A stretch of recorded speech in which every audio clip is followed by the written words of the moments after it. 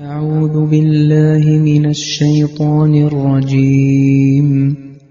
بسم الله الرحمن الرحيم.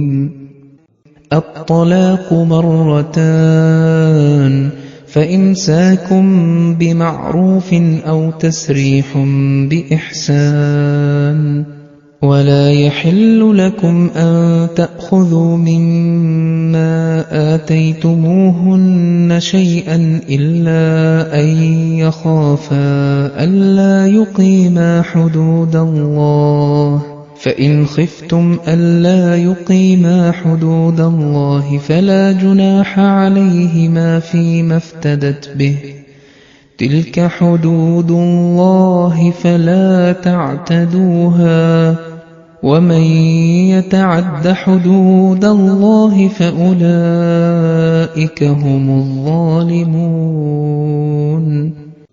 അസ്സലാമു അലൈക്കും വറഹ്മത്തുള്ളാഹി വബറകാതുഹു. നിങ്ങൾ ഇപ്പോൾ ശ്രവിച്ചത് വിശുദ്ധ ഖുർആനിലെ സൂറ ബഖറയിലെ 230-ാമത്തെ ആയത്താണ്. അതിലെ അർത്ഥം ഇപ്രകാരമാകുന്നു: റദ്ദാക്കാവുന്ന വിവാഹമോചനം 2 പ്രാവശ്യമാണ്. പിന്നീട് ന്യായമായ നിലയിൽ ഭാര്യയെ കൂടെ നിർത്തുകയോ ഔദാര്യപൂർവ്വം വിട്ടയക്കുകയോ ചെയ്യാം. നിങ്ങളവർ ഭാര്യമാർക്ക് നൽകിയിട്ടുള്ളതിൽ നിന്ന് യാതൊന്നും തിരികെ വാങ്ങുന്നത് നിങ്ങൾക്ക് അനുവദനീയമല്ല. രണ്ടുപേരും അള്ളാഹുവിന്റെ നിയമാതിർത്തികളെ നിലനിർത്തുകയില്ലെന്ന് ഭയപ്പെടുന്നെങ്കിലല്ലാതെ.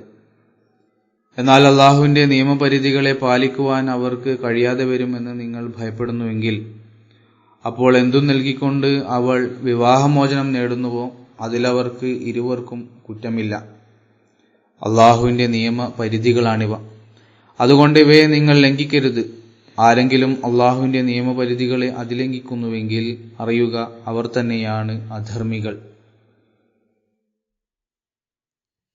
ഈ ആയത്തിന്റെ തഫ്സീറിൽ സയ്യിദുന ഹസ്രത്ത് മുസ്ലിം മൗഊദ് റളിയല്ലാഹു തആല അൻഹു പറയുന്നു, അത്തലാഖു മറത്താൻ എന്നതിന്റെ അർത്ഥം ഭർത്താവിന് റുജൂ ചെയ്യാൻ സാധിക്കുന്ന, മടങ്ങിവരാൻ സാധിക്കുന്ന അവകാശമുള്ള വിവാഹമോചനം 2 തവണ മാത്രമേ സാധ്യമാകൂ എന്നാണ്. അല്ലാതെ സ്ത്രീയെ ബുദ്ധിമുട്ടിക്കുന്നതിനായി അവൾക്ക് വീണ്ടും വീണ്ടും തലാഖ് ചൊല്ലുകയും യുദ്ധകാലാവധി അവസാനിക്കാറാകുമ്പോൾ മടങ്ങിവരികയും ചെയ്യുക എന്നതല്ല.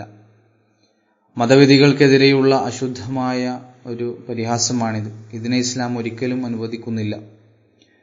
ഹദീസുകളിൽ വ്യക്തമായി പരാമർശിക്കുന്നുണ്ട്, റസൂലുള്ളാഹി സ്വല്ലല്ലാഹു അലൈഹി വസല്ലമയുടെ കാലത്ത് ഒരാൾ തന്റെ ഭാര്യയോട് പറഞ്ഞു, ലാ ഉതല്ലിഖുകി അബദൻ വലാ ആവികി അബദ, അതായത് ഞാൻ നിന്നെ ഒരിക്കലും വിവാഹമോചനം ചെയ്യുകയില്ല, നിന്നെ എന്റെ വീട്ടിൽ താമസിപ്പിക്കുകയുമില്ല.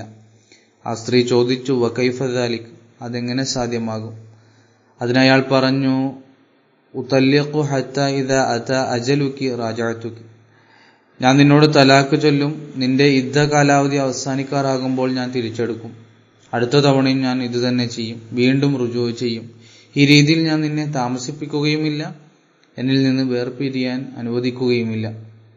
അവൾ റസൂൽ കരീം സല്ലല്ലാഹു അലൈഹി വസല്ലമയുടെ സന്നിധിയിൽ ഹാജരാവുകയും ഈ സംഭവം അവിടുത്തോട് പറയുകയും ചെയ്തു.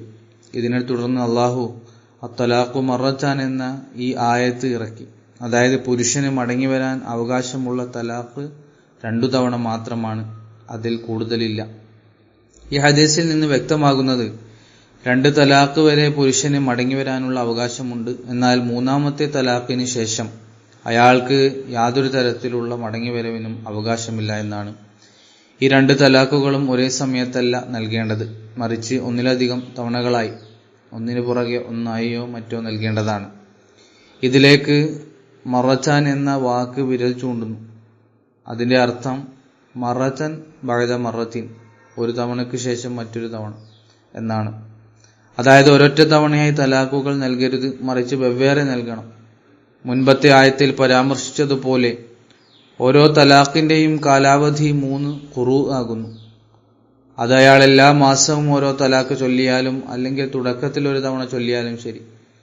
തലാഖിന്റെ കാര്യത്തിൽ ഇത് വ്യത്യാസമൊന്നും വരുത്തുന്നില്ല.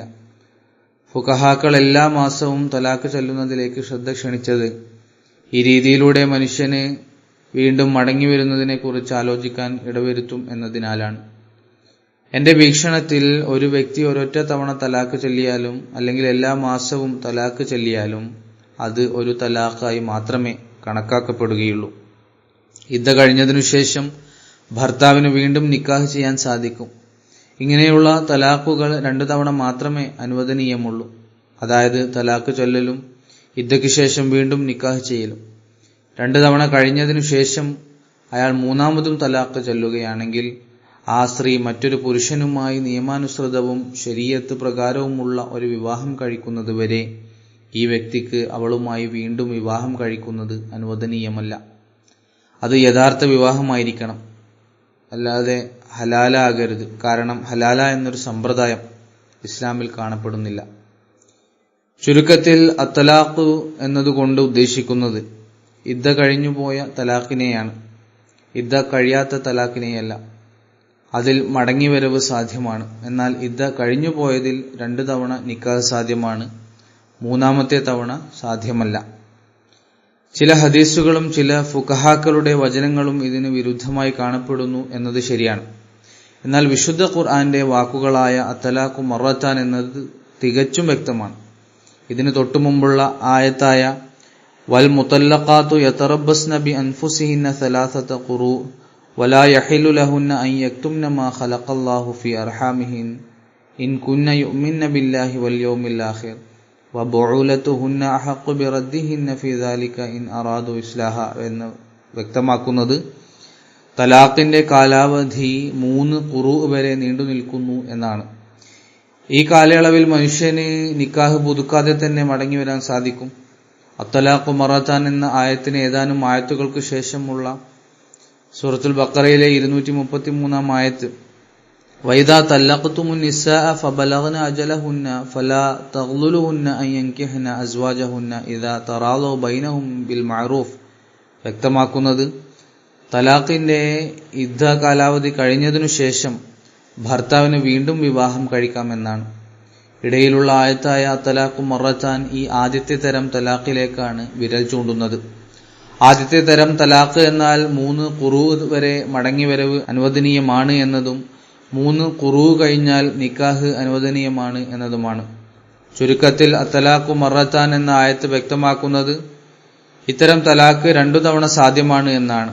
ഇതിന്റെ വ്യക്തമായ അർത്ഥം തലാഖിന് ശേഷം ഇദ്ദ കഴിഞ്ഞു പോയാൽ ഭർത്താവിന് 2 തവണ വീണ്ടും നിക്കാഹ് ചെയ്യാനുള്ള അവകാശമുണ്ട് എന്നതാണ്.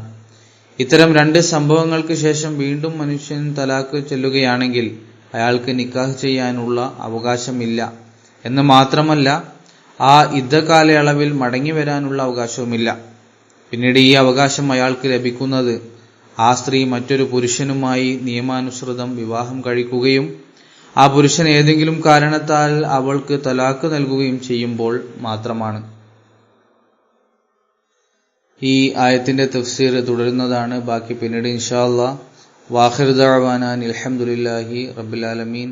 അസ്സലാമു അലൈക്കും വറഹ്മത്തുള്ളാഹി വബറകാതുഹു.